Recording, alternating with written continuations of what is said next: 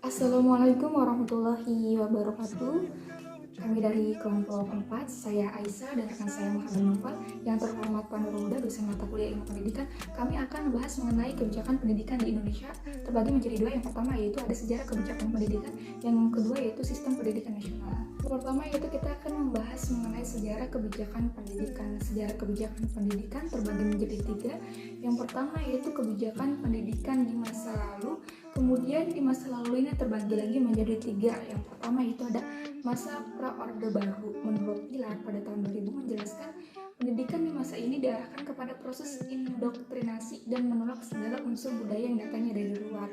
Dengan demikian, pendidikan bukan untuk meningkatkan taraf kehidupan rakyat, bukan untuk kebutuhan pasar, melainkan untuk orientasi politik.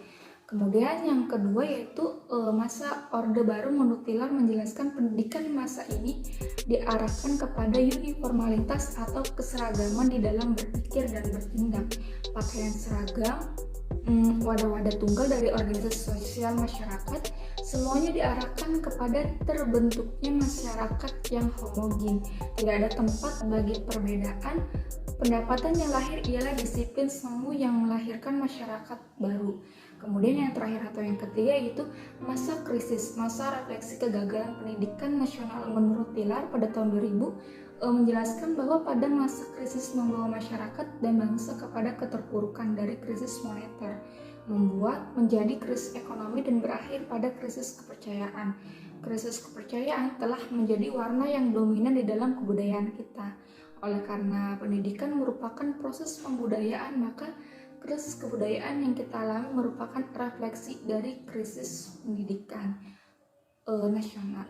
Kedua yaitu kebijakan pendidikan di masa sekarang atau era otonomi. Sejak berlakunya Undang-Undang Nomor 32 Tahun 2004 mengenai otonomi daerah dan sejalan dengan itu Undang-Undang Nomor 25 Tahun 99 mengenai perimbangan keuangan pemerintah pusat dan daerah, merupakan konsekuensi dari keinginan era reformasi untuk menghidupkan kehidupan demokrasi. Maka di era otonomi daerah, kebijakan strategis yang diambil Direktorat Jenderal Pendidikan Dasar dan Menengah adalah yaitu yang pertama, manajemen peningkatan mutu berbasis sekolah atau school-based management, di mana sekolah diberikan kewenangan untuk merencanakan sendiri upaya peningkatan mutu secara keseluruhan.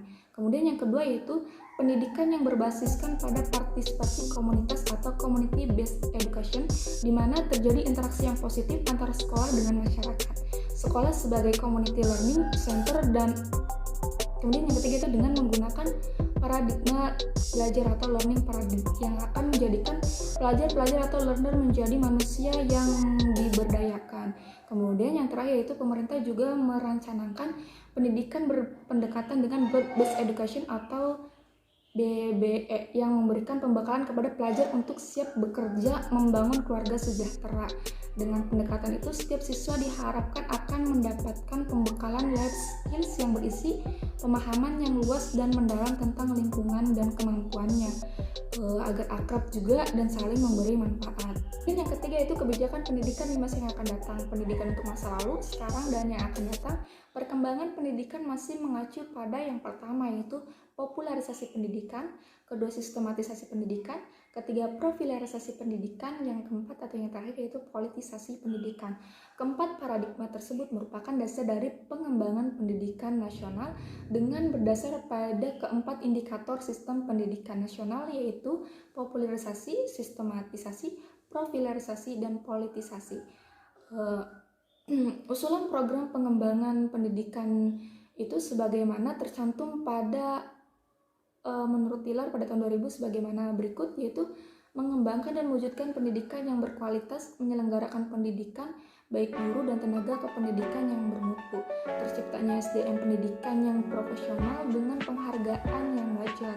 Kemudian yang kedua yaitu ada desentralisasi, penyelenggaraan pendidikan nasional secara bertahap, mulai dari tingkat provinsi dengan sekaligus mempersiapkan sarana SDM dana yang memadai pada tingkat kabupaten, dan lain sebagainya. Mungkin hanya itu yang bisa saya jelaskan, kemudian akan dijelaskan oleh saudara Noval.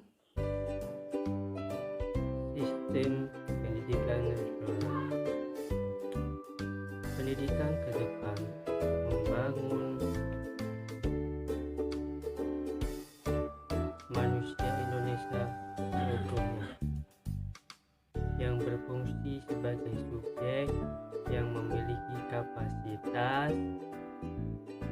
mengaktualisasikan potensi dan dimensi kemanusiaan. Dimensi kemanusiaan dibagi menjadi 3. Yang pertama, efektif, kualitas keimanan, ketakwaan, dan akhlakul karimah. Yang kedua, kognitif, kapasitas, daya pikir, daya intelektual, dan lain-lain. Yang ketiga, psikomotorik, yaitu kemampuan dan keterampilan. Pemerintah mempunyai kewajiban konstitusional untuk memberi pelayanan pendidikan yang dapat dijangkau seluruh warga negara.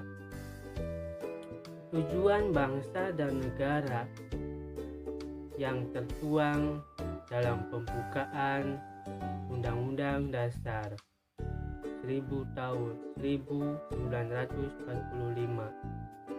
yang berbunyi untuk melindungi segenap bangsa dan tumpah darah Indonesia, mencerdaskan kehidupan bangsa, memajukan kesejahteraan umum, dan ikut melaksanakan ketertiban dunia yang berdasarkan kemerdekaan, perdamaian abadi, dan keadilan sosial. Melalui instruksi Presiden nomor 5 tahun 2006 tentang menuntaskan wajib belajar dan pemberantasan buta aksara. Dengan ini, kebijakan muncul. Kebijakan dalam pemerataan dan perluasan akses pendidikan ada 13. Yang pertama,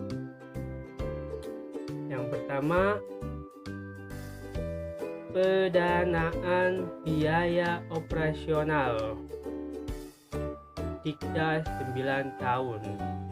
Yang kedua, penyediaan sarana dan prasarana pendidikan. Yang ketiga, rekrutmen pendidikan dan tenaga pendidikan. Yang keempat, pendidikan pada jalur non-formal. Yang kelima, pendidikan keaksaraan. Yang keenam, pendidikan sekolah luar biasa dan inklusif. Yang ketujuh, pendidikan daerah yang bermasalah. Yang kedelapan, pendidikan usia dini atau PAUD. Yang kesembilan, pendidikan kecakapan hidup. Yang kesepuluh, pendidikan SMA, SMK, SM terpadu swasta. Yang ke-11, pendidikan perguruan tinggi. Yang ke-12, pemanfaatan informasi dan teknologi untuk pembelajaran jarak jauh. Yang ke-13, peningkatan peran SMK, MA, SLB, dan PT. Semuanya yang ada 13 itu kebijakan pendidikan di Indonesia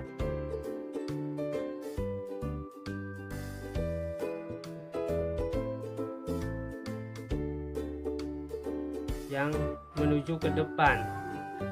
Jadi program pendidikan yang terakhir itu ya buat pemerintah. Pemerintah mempunyai program yang terakhir namanya pendidikan, di mana pendidikan ini maju maka negara akan maju. Di mana pendidikan ini merosot maka masyarakat sendirilah yang akan menimpa dampaknya. Nah, terima kasih.